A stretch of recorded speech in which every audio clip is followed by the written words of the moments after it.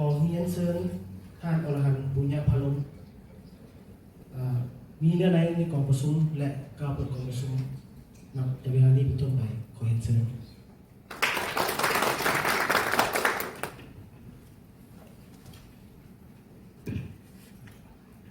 ไว้ดีต้นไว้ทุกท่านก่อนอื่นขอเรียนบรรดาทานหัวหน้าพระเนตรองค์พระเนตรบรรดาทานสุตังหน้าจากคะแนนการเกี่ยวข้องคนที่เกี่ยวข้องสั่งกองประชุมของพวกเราในมื้อนี้ก็ถือว่าเป็นกองประชุมหนึ่งซึ่งสำคัญให้ที่มีตัววันนี้ฮะเอาสูตรผมใจสปอร์ตเขตมีความไม่มีตัวสูตรฉะนั้นการที่ว่าเขามีอันซึ่งที่สูงอยู่ในเขตอื่นเขตที่ว่าเขาได้สำรวจในที่ว่าตอนสุ่มบริเวณลงนอนลง